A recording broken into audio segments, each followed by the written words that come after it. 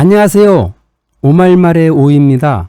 오말말에서는 제 생각을 말해보는 코너를 준비했는데요. 이름하여 오말말 코너입니다.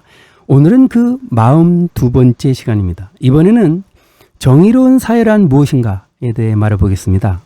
어느 철학자가 이렇게 말했는데요. 정의는 사회제도의 제일 큰 덕목이며 법이나 제도가 아무리 효율적이고 정연할지라도 정당하지 못하면 폐기되어야 한다고 주장했습니다. 정의로운 사회는 공정한 기회균등의 조건이 적용되어야 하고요.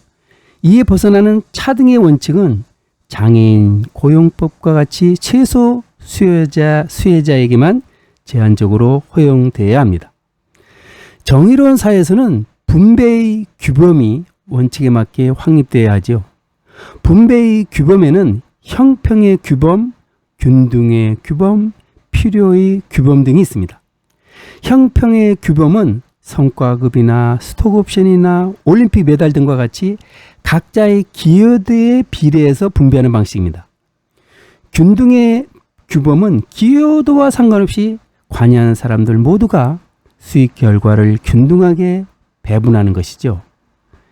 필요의 규범은 필요한 사람이 필요한 만큼 수확하는 규범을 말합니다.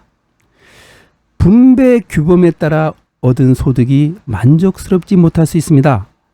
불만족을 야기시키는 출발이 바로 다른 사람과의 비교에서 나오죠. 사회 비교를 통해서 자신이 열등하다고 여겨지면 상대적 박탈감을 느끼게 됩니다. 이 절대 빈곤층 사람들은 재화를 제공해서 불만족을 해소할 수 있습니다만은 사회적 지위가 어느 정도 중산층인 사람들은 상류층과 접촉하면서 비교를 많이 하게 되죠. 그에 따라서 상대적 박탈감을 느낄 가능성이 높다고 합니다.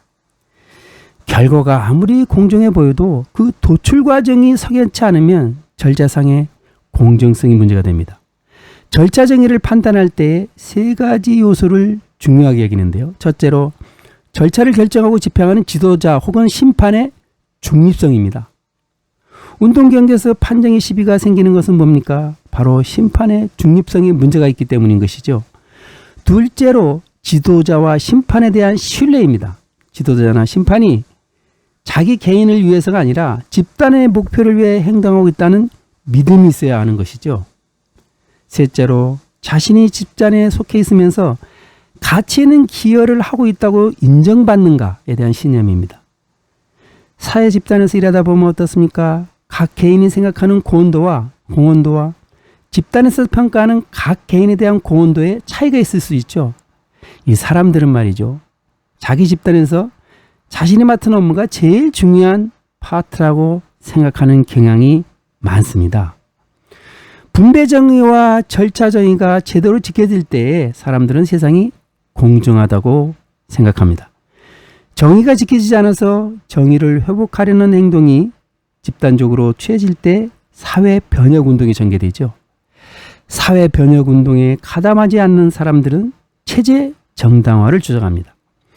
이들은 말이죠. 상층 사람들이 더 재능이 있고 열심히 일한다느니 창의적이라고 주장하고 하층 사람들은 게으르거나 결함이 있다고 여깁니다. 부당한 일이 생겼을 때 사회 정의를 회복하는 다른 방법은 피해자에게 보상을 해주는 것입니다. 또 다른 방법은 화해의 행동이죠. 자신의 잘못을 인정하고 사과하고 잘못을 보상하는 식의 친밀감 있는 행위를 보이는 것입니다. 사회 정의를 회복시키는 심리적 방법으로 용서가 있습니다. 용서를 하게 되면 내면의 악감정이나 응어리가 배출되고 상대방에 대한 연민을 느끼면서 침해된 정의감을 회복할 수 있게 됩니다. 용서라는 것이 근데 결코 쉬운 일이 아니죠. 용서를 하려면 우선 상대방에 대한 이해를 먼저 해야 되는데 이해하기가 어디 쉽습니까? 지금까지 정의로운 사회란 무엇인가에 관해 제 생각을 얘기해 봤습니다. 이상 오말말의 오였습니다. 안녕히 계세요.